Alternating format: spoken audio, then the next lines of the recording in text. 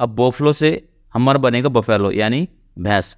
अब देखिए बिट्टू को घोड़ों की रेस में जाना था, अब उसके पास घोड़ा तो था नहीं, तो उसने क्या किया, उसके पास घोड़ा नहीं था तो उसने राइड करने के लिए भैंस को चुना, राइड करने के लिए भैंस को चुना।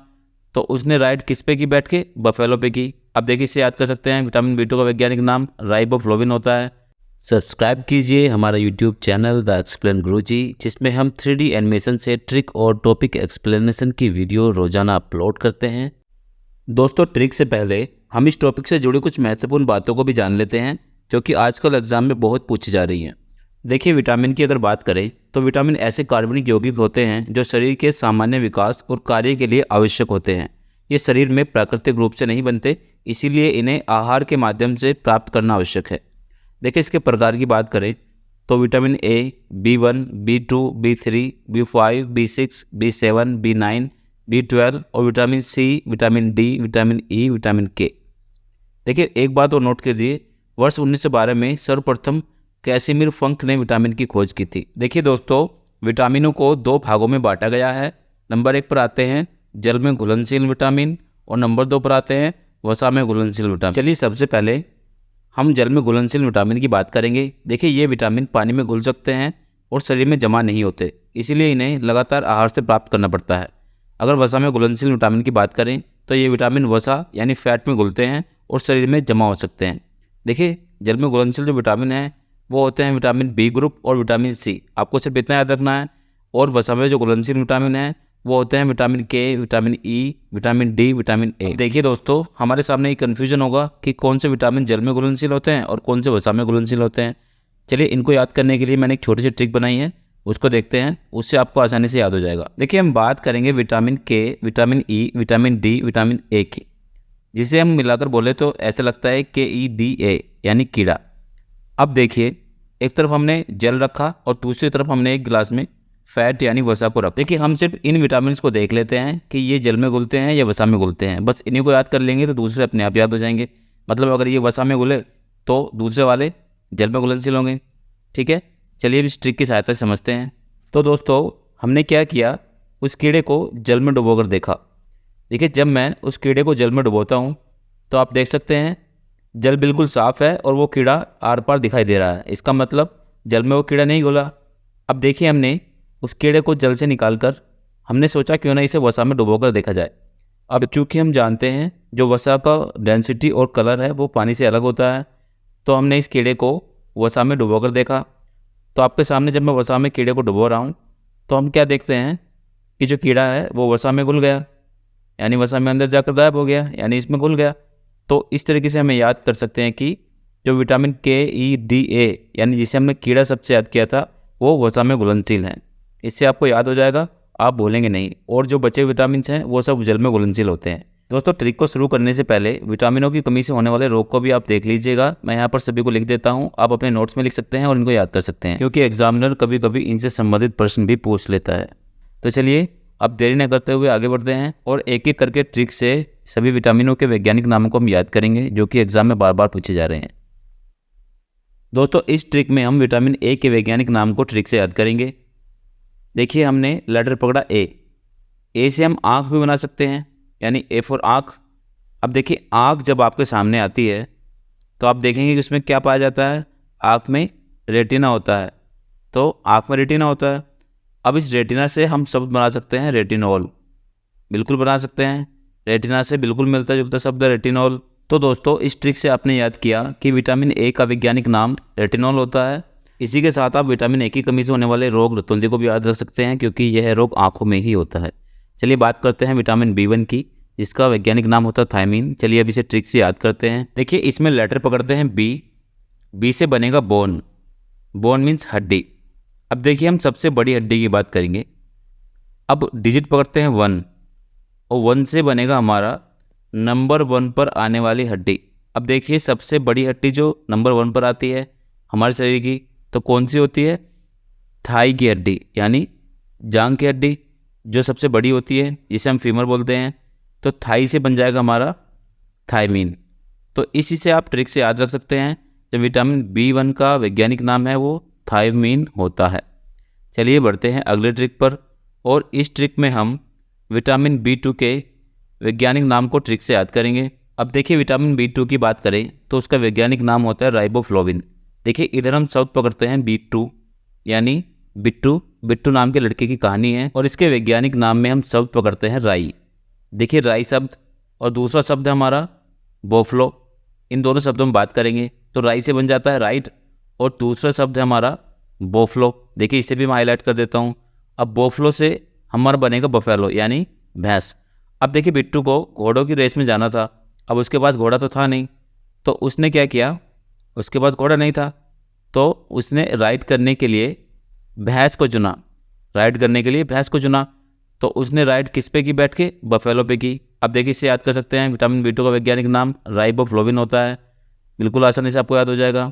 उसके पास घोड़ा नहीं था तो उसने बफेलो से राइड किया था, तो राइबोफ्लोविन। ठीक है, अब बात करते हैं विटामिन B3 की, जिसका वैज्ञानिक नाम होता है निकोटिनामाइड। देखिए इसमें हम शब्द पकड़ते हैं B3।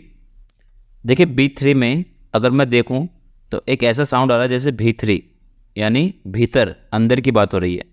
अब देखिए दूसरी तरफ हम शब्द पकड़ते हैं कोटि यानी कोटि कोटि और अगला शब्द हमारा नामा। देखिए नामा से हम बना सकते हैं नमन यानी कोटि कोटि नमन। अब देखिए कहानी को सुनते हैं। कोटि कोटि नमन आपने इन दोनों शब्दों से मिलकर बना दिया। कहानी इस प्रकार है कि एक लड़का था, जब भी किसी के घर के भीतर जाता तो भीतर जाने से पहले वो कोटि कोटि नमन करता था। जब भी किसी के घर के भीतर जाता था उससे पहले वो कोटि कोटि नमन करता था। अब देखिए भीतर से आपको याद आ जाएगा भीतरी, और कोटि कोटि नमन करता था यानी निकोटिनामाइड। तो विटामिन B3 का वैज्ञानिक नाम निकोटिनामाइड होता है। इस ट्रिक से आपने आसानी से याद कर लिया।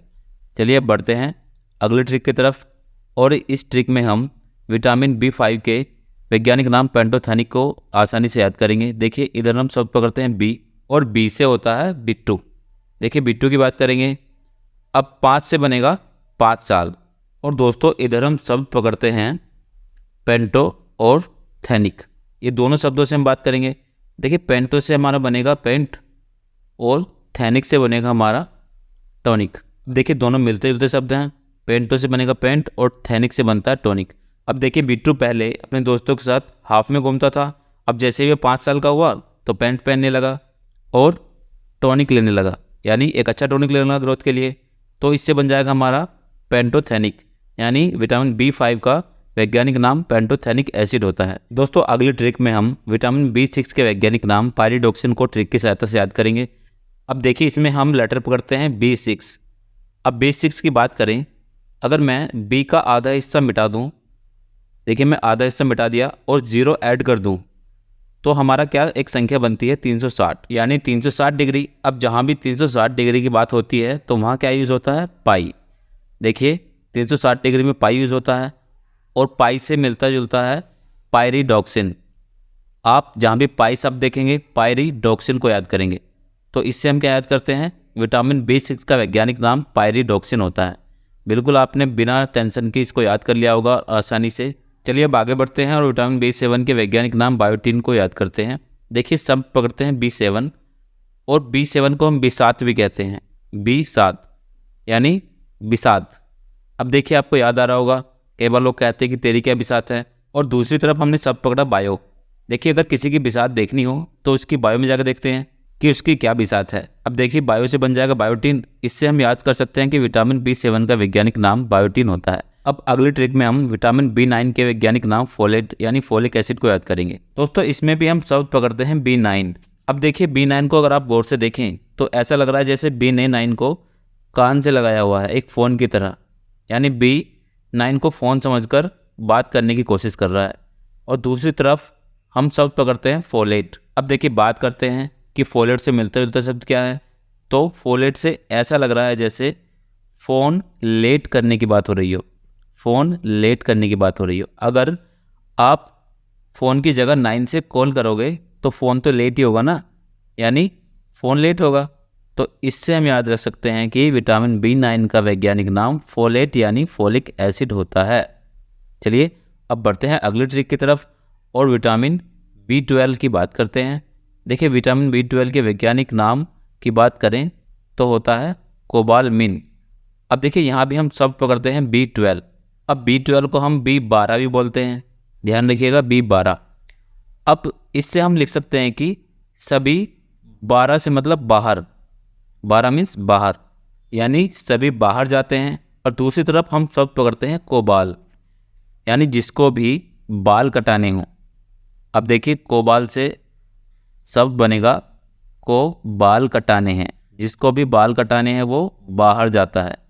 यही ट्रिक है, जिसको भी बाल कटाने हैं वो घर से बाहर जाता है। कहाँ जाता है? सैलून, यानी घर से बाहर, बाल कटाने घर से बाहर। बस इसी से आपको याद आ जाएगा कि विटामिन B12 का वैज्ञानिक नाम जो होता है वो कोबालमिन होता है। ठीक है दोस्तों, इसको भी आपने एक आसान छोटी सी ट्रिक से याद कर लिया। चलिए बढ़ते हैं अगले ट्रिक की तरफ, और इस ट्रिक में हम विटामिन C के वैज्ञानिक नाम एस्कॉर्बिक एसिड को याद करेंगे। देखिए विटामिन C में हम सब पकड़ेंगे C, और C माने होता है कार, बिल्कुल C से कार बनता है। और कार हमारी कौन सी होती है? स्कॉर्पियो। जब भी स्कॉर्पियो की बात होगी तो आपके माइंड में खुद आ जाएगा कि यह एक कार की बात हो रही है। अब देखिए स्कॉर्पियो से मिलता जुलता शब्द कौन सा है? Ascorbic acid. आप आसानी से एग्जाम में क्वेश्चन को रिलेट कर पाएंगे और पता कर पाएंगे विटामिन C का रासायनिक नाम एस्कॉर्बिक एसिड होता है। अब बात करते हैं विटामिन D की, इसका वैज्ञानिक नाम होता है कैल्सीफेरोल। देखिए D शब्द को पकड़ते हैं, जब भी हम D को बोलते हैं तो आपको एक ऐसा साउंड होता है जैसे D हड्डी की बात हो रही है। ठीक है, अब हड्डी और दूसरी तरफ शब्द पकड़ते हैं कैल्सी, यानी कैल्शियम की बात हो रही है। अब कैल्शियम कहाँ होता है? हड्डियों में पाया जाता है। तो बिल्कुल आप रिलेट कर पाएंगे कि विटामिन D का वैज्ञानिक नाम कैल्सीफेरोल होता है, जो कि आपको कैल्शियम से याद आ जाएगा। D से हड्डी और कैल्सी से कैल्शियम। चलिए अब बढ़ते हैं अगले ट्रिक की तरफ, और इस ट्रिक में हम विटामिन E के वैज्ञानिक नाम टेकोफेरोल को ट्रिक की सहायता से याद करेंगे। देखिए विटामिन E में हम लेटर पकड़ते हैं E, इसे बोलने पर हमें साउंड लास्ट में E आता है। ठीक है, मैं यहाँ पे लिख देता हूँ E, यानी हिंदी में बड़ी E की तरह आता है साउंड। अब देखिए दूसरी तरफ टोकोफे, यानी टोकोफे, ऐसा लग रहा है जैसे टी कॉफ़ी की बात हो रही हो। टोकोफे मतलब टी कॉफ़ी। ठीक है, यहाँ पे मैं टी कॉफ़ी लिखता हूँ।